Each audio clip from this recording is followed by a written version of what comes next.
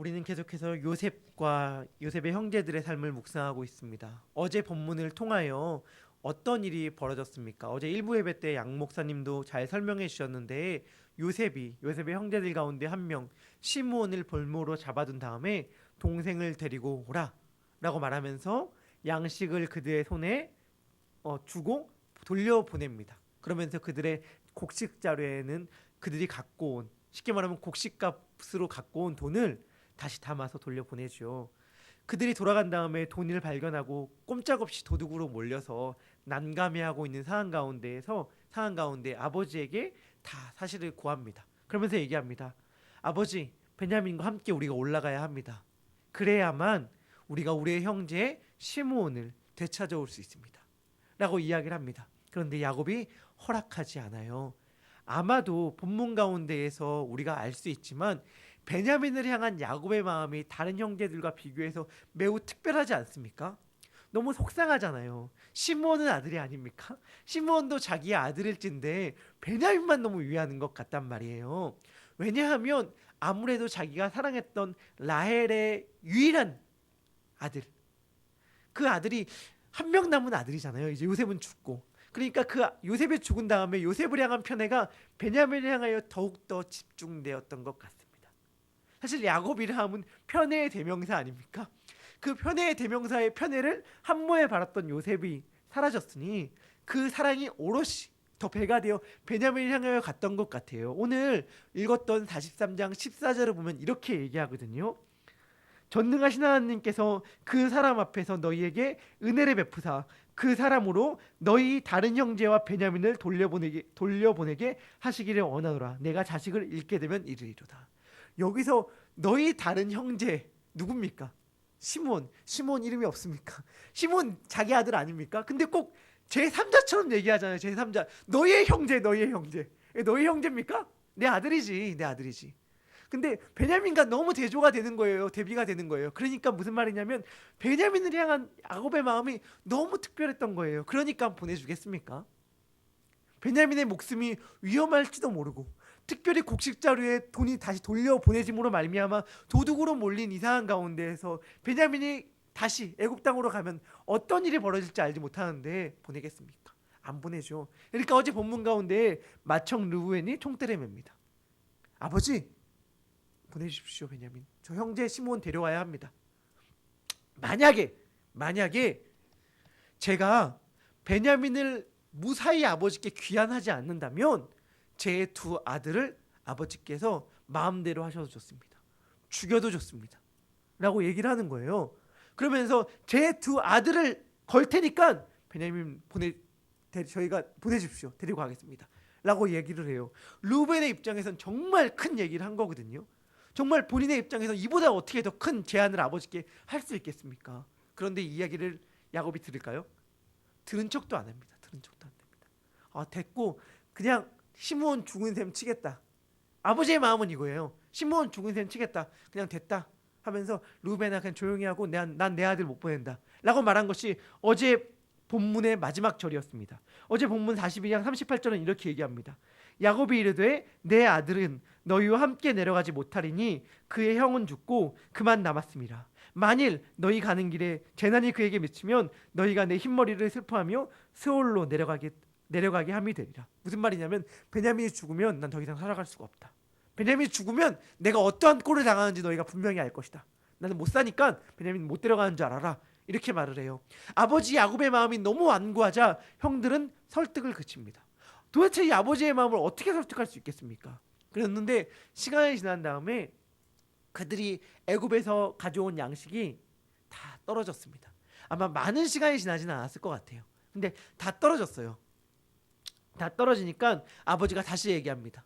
애굽에서 곡식을 가지고 와라. 말이 되는 얘기입니까? 그러니까 형제들 가운데 유다가 갑자기 화가 나서 얘기를 해요. 아버지, 그게 말이 됩니까? 아버지가 가지 말라고 하지 않았습니까? 만약 그 사람이 저희에게 분명히 말하기를 동생을 데리고 오지 않는다면 만나주지도 않는다고 했습니다. 저희를 애굽 땅에 보내시려면 동생 보내십시오. 이렇게 얘기를 해요. 베냐민 데리고 가야 합니다. 야곱이 허락할까요? 허락하지 않아요. 안 된다라고 하면서 뭐라고 얘기했냐면 얘들아, 그러니까 왜 동생이 있다는 걸 왜 얘기했니? 그 얘기를 니네가 괜히 얘기해가지고 이 사단을 일으키냐라고 얘기하니까 유다도 화가 나고 형제들도 화가 나는 거예요. 동생만 너무 감싸고 도는 거 아닙니까? 그래서 억울한 마음에 이렇게 얘기합니다. 아버지, 제가 동생 데리고 오라고 말할 줄 알았겠습니까? 그 애굽의 총리라는 사람이 동생 데리고 오라라고 말할 줄 알았으면 우리도 얘기 안 했죠. 라고 하면서 구구절절의 사정을 얘기해요. 그 다음에 유다가 이렇게 얘기합니다. 아버지, 동생 제가 책임지고 다시 아버지께 무사기한하겠습니다. 그러니까 동생 보내주세요. 만약에 동생을 무사히 돌려보내지 못한다면 제가 책임지겠습니다. 아버지께서 제 목숨을 거두어 가시든 어찌하시든 제가 책임지겠습니다. 라고 이야기를 해요. 그러니까 갑자기 유다의 마음이 움직여요. 유다의 마음이 움직여서 뭐라고 말하냐면 그래, 그럼 데리고 가라. 대신에 귀한 것들 좀 가지고 가서 총리한테 바쳐서 잘 보이고 만약에 무슨 안 좋은 일이 발생하면 어떡하겠니? 내 자식을 잃으면 잃겠지. 라고 하면서 보냅니다. 그래서 유다가 동생을 데리고 그리고 자기 형제들과 함께 애굽으로 떠나는 얘기가 바로 오늘의 본문의 얘기예요. 오늘 본문을 묵상하면서 그런 질문을 해봅니다. 르우벤이 아버지께 제안했을 때, 르우벤이 자기의 두 아들을 놓고 아버지께 제안했을 때에는 야곱의 마음이 움직이지 않았는데 왜 유다가 얘기했을 때는 야곱의 마음이 움직였을까? 실질적인 리더십이 유다에게 있었기 때문일까? 아니면 그때 기근이 다시 와서 제 양식이 떨어져서 배가 고파서 도저히 못 살겠다, 굶어 죽을 것 같으니 그냥 동생이고 뭐고 베냐민이고 뭐고 가라, 이 마음이었을까? 전 아니었을 것 같아요. 상식적으로 생각해 봤을 때에 저는 아직 부모가 아니지만 루벤의 제안이 더 큰 결단이었거든요. 그러지 않겠어요, 여러분? 우리 다 자녀가 있잖아요. 내 몫을 바치기가 쉽습니까? 자녀의 몫을 바치기가 쉽습니까? 제가 부모님들에게 너무 어리석은 질문을 하는 거죠. 사실은 당연히 내가 차라리 해를 입어도 우리 자녀가 해를 입는 걸 못 보는 것이 부모의 마음이잖아요. 어찌 보면 저는 르우벤이 야곱에게 했던 제안이 더 무게감 있게 와닿거든요. 그런데 유다의 제안에 마음이 흔들렸단 말이에요. 왜 그랬을까요? 저는 그 근거를요, 창세기의 요셉의 스토리 가운데에 갑자기 불쑥 끼어든 것 같은 유다의 스토리에 찾습니다. 창세기 38장에 무슨 사건이 일어나죠? 유다의 아들이 범죄함으로 말미암아 목숨을 잃는 사건이 발생해요. 여러분, 야곱이요, 요셉이 죽었을 때 너무 슬퍼했습니다. 그런데 야곱만 아들을 잃은 것이 아니었어요. 유다도 자기의 사랑하는 아들을 잃는 아픔을 경험했습니다. 야곱만 슬펐을까요? 유다는 자기 자식 죽었을 때, 자기 아들 죽었을 때 안 고통스럽고 안 슬펐을까요? 야곱은요, 12명의 아들 가운데에 11번째 아들 1명을 잃었어요. 그것도 너무 심한 고통이었죠. 유다는요, 3명의 아들 가운데에 첫째와 둘째를 잃었습니다. 유다라고 안 슬펐을까요? 너무 슬프고 너무 고통스러워서 셋째 아들 안 준 거 아닙니까? 자기의 며느리에게. 유다가요, 아버지께 이렇게 얘기합니다. 내가 담보가 되오리니 라고 할 때 담보라는 단어는요, 담보라는 단어는 다말이 유다에게 썼던 단어예요. 자기 며느리가. 이 담보물이 누구의 것입니까? 창세기 38장 17절에 이 사건이 떠올리지 않았을까요? 이 이야기를 하면서, 이 단어를 쓰면서 무슨 말이냐면, 유다는 자기의 아버지에게 자기 동생을 데리고 오겠습니다 라고 말을 할 때 아들로서도 얘기를 하지만 아들을 잃은 아버지로서 서로 얘기를 하고 있는 거예요. 그러니까 야곱은 사실은 알았던 거죠. 야곱은 알았을 거예요. 뭘 알았냐면, 맞아, 너라면 내 마음을 알겠지. 그러니까 무슨 말이냐면, 너는 아들을 잃는 아픔이 얼마나 고통스러운지 알 테니 이 베냐민을 목숨 걸고 무슨 일이 있더라도 지켜올 자라는 걸 내가 안다. 그러니 유다야, 너의 말이면 내가 믿고 내 아들을 보내마 라고 했던 거예요. 그 유다의 마음을 야곱은 알았으니까요. 같이 아들을 잃은 자의 아버지의 마음으로 말이죠. 저는 그런 생각을 해봅니다. 우리가 가끔씩 고통과 아픔을 겪을 때마다 내 아픔 하나님 아실까? 내 아픔 예수님 아실까? 근데 우리 너무 분명하게 알고 있잖아요. 히브리서 2장 18절은 그는 모든 일에 우리와 시험을 한결같이 받았지만 죄는 범치 않았다고 얘기할 뿐만 아니라 히브리서 4장 15절에서 그는 우리의 연약함을 동정하지 못할 리가 아니라고 말씀하셨잖아요. 왜냐하면 우리와 똑같이 시험을 받았기 때문에. 이사야서 53장에서 예수님에 대하여 이사야가 예언을 하면서 뭐라고 얘기하냐면 그는 질고를 아는 자라라고 이야기를 해요. 예수님은 고통을 아는 자로서 우리들에게 등장합니다. 우린 예수님에게 주님 고난을 아십니까? 주님 내 아픔을 아십니까? 라고 얘기할 때에 예수님은 고통을 아는 자로 늘 우리 앞에 등장한다는 것을 우리는 기억할 필요가 있어요. 제가 너무 자주 말하지만 우리가 예배를 드릴 때마다 하는 신앙의 고백 가운데에 사도신경 가운데에서 우리 믿음의 선조들이 예수님의 삶 가운데 딱 하나 건졌다고 얘기했죠. 예수님의 탄생, 생애, 죽음 가운데 예수님의 생애에 수많은 일들이 있었겠지만 예수님의 생애를 압축해서 하나 딱 우리 믿음의 선조들은 잡았는데 그것이 무엇이냐면 고난이었습니다. 고난. 예수님은 고난을 아는 자, 아픔을 아는 자로 우리들에게 등장합니다. 제가 창세기를 묵상하면서 이런 생각을 해봤습니다. 아브라함이 이삭을 죽이는 고통 가운데 쓰지 않습니까? 비록 아브라함 손에 칼이 들었다 하더라도요, 그 칼을 내리치는 당사자가 아브라함이라 하더라도 아브라함의 마음이 얼마나 고통스러웠겠습니까? 그렇죠? 그리고 야곱의 마음이요. 야곱이 너무 사랑하는 자기 하나밖에 없는 아들 요셉이 죽었다는 걸 알았을 때 그 야곱의 마음은 얼마나 고통스러웠겠습니까? 근데 신기한 게 뭔지 아세요? 아브라함 이삭 안 죽였어요. 아브라함이 이삭을 죽이려는 순간 그가 고통의 극한의 자리에 쓴 것 같지만 하나님께서 아브라함아 아브라함아 부르시며 그가 이삭을 해치 못하도록 막으셨단 말이에요. 이삭 안 죽었어요. 야곱은 요셉이 죽었다고 생각했지만 실제로 요셉 안 죽었습니다. 애굽에서 너무 잘 나가는 총리로 지금 있지 않습니까? 그들은 자기의 자식이 죽었다고 생각하고 자기의 자식을 죽이는 아픔 가운데 섰다고 생각했지만 실제로 안 죽였고 안 죽었단 말이에요. 그런데 하나님은 아니었어요. 하나님은 자기 하나밖에 없는 아들을 죽이는 그 고통 가운데 있을 때 아무도 그를 말리는 자가 없었고 실제로 그는 자기의 하나밖에 없는 아들을 죽이는 고통 가운데 섰단 말입니다. 그런데 어찌 감히 우리가 하나님을 향하여 하나님 제 아픔 아십니까? 라고 말할 수 있겠습니까?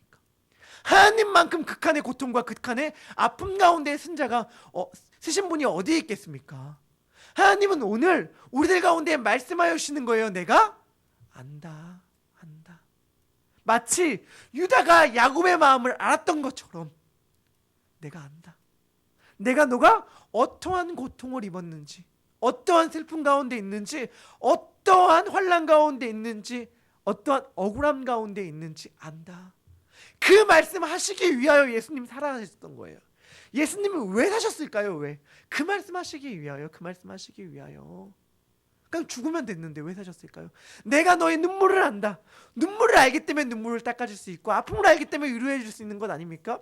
예수님 그 말을 오늘도 우리들에게 하고 있습니다. 그리고 한 걸음 나아가서 그 말을 우리의 연약한 자들에게, 우리의 주위에 힘들어하고 슬퍼하고 낙심하는 자들에게 말하라고 우리들에게 그 아픔과 그 고난 허락해 주는 것 아니겠습니까? 나중에 우리 유다의 멋있는 스토리 다 알죠. 유다가 얼마나 멋있게 베냐민을 딱 감싸고 들면서 자기의 목숨을 베냐민과 바꿉니까? 이것이 성경에서 사실은 예수 그리스도의 예표인데 이 마음이 어떻게 가능했을까라는 생각해 봤을 때 오늘 본문 가운데 그 마음이 느껴지는 거예요. 아들을 잃은 아버지의 마음. 그것이 고통이었지만 지금은 아버지의 마음을 위로함으로 등장하잖아요. 우리가 감당할 수 없는 고통이 있습니까? 이해할 수 없는 아픔이 있습니까? 이해가 안 되죠. 설명이 안 되죠. 그런데 사실은 하나님은 그 아픔과 그 고통을 사용하시더라고요. 하나님께 이해할 수 없는 건 없어요. 하나님께 가장 큰 아픔이었던 예수 그리스도가 우리의 생명의 길이 되지 않았습니까? 하나님은 늘 그러한 방법으로 일하십니다. 오늘 한번 우리들의 삶을 묵상했으면 좋겠어요. 우리들의 삶 가운데 이해할 수 없는 아픔과 고난은 무엇입니까? 설명되지 않는 눈물은 무엇입니까? 하나님은요, 그거를 사용하시기를 원해요. 하나님은 그거를 쓰시기를 원해요. 그렇기 때문에 그 아픔 우리들에게 허락하신 거지. 그것으로 말미암아 좌절하고 슬퍼하고 절망하고 무너져라, 이렇게 해서 우리들에게 그 아픔 주신 거 아니에요. 그것을 통하여 생명을 살리는 자가 되라. 내가 그 길을 먼저 너희들에게 보여주었다. 이 아침 우리들 가운데 하나님께서 허락하신 아픔에 대해 생각하기를 원하고, 하나님, 저희들에게 그 아픔과 그 고난을 허락하신 까닭은 무엇입니까? 그리고 제가 그것을 어떻게 주변에 쓰러지고 동일한 아픔을 갖고 있고 눈물 흘리는 자들을 위하여 사용하기를 원하십니까? 라고 주님께 물으면서 오늘 하루 주님께서 여러분들에게 맡기신 사명을 감당해내는 날이 되길 소망합니다. 기도하겠습니다. 하나님, 르우벤의 말에 움직이지 아니하였던 야곱의 마음이 유다의 말에는 움직임을 바라봅니다. 고난은 힘이 있습니다. 고난은 단순히 파괴적으로 우리의 영혼과 육신을 망가뜨리는 힘이 있을 뿐만이 아니라 그것이 그리스도의 빛에 비추면 위로의 힘이 있음을 바라봅니다. 고난은 위로의 힘이 있습니다. 다시 일으킴의 힘이 있습니다. 예수님께서 그 길을 먼저 걸으셨습니다. 주님, 우리들의 삶에도 아픔이 있습니다. 눈물이 있습니다. 고통이 있습니다. 주님께서 왜 이러한 어려움을 허락하셨는지 도무지 이해할 수가 없는 것들이 우리들의 삶 가운데 있고, 때로는 잊으려고 해도 도무지 잊혀지지 않는 것들이 불쑥 우리들의 마음 가운데 올라와서 우리를 힘들게 합니다. 주님께서 뜻없이 계획 없이 그러한 아픔을 우리들에게 허락하신 것 아닌 줄 압니다. 주님께서 우리들의 눈물을 닦아주시고 내가 먼저 그 길을 걸었다 말씀하여 주시고 내가 너의 눈물과 아픔을 안다 말씀하여 주심으로 말미암아 우리들의 상처를 위로하여 주시고 껴안아 주시고 한 발 더 나아가 우리 주변 가운데에 똑같은 동일한 아픔으로 힘들어하는 자들이 있다면, 눈물 흘리는 자들이 있다면, 고통받는 자들이 있다면 위로하는 손을 내미는 오늘 하루의 삶, 우리들의 평생의 삶이 되게 하여 주시옵소서. 하나님의 말씀이 우리들을 그렇게 이끌 줄 믿고 감사드립니다. 예수님의 이름으로 기도합니다. 아멘. 하늘에 계신 우리 아버지여,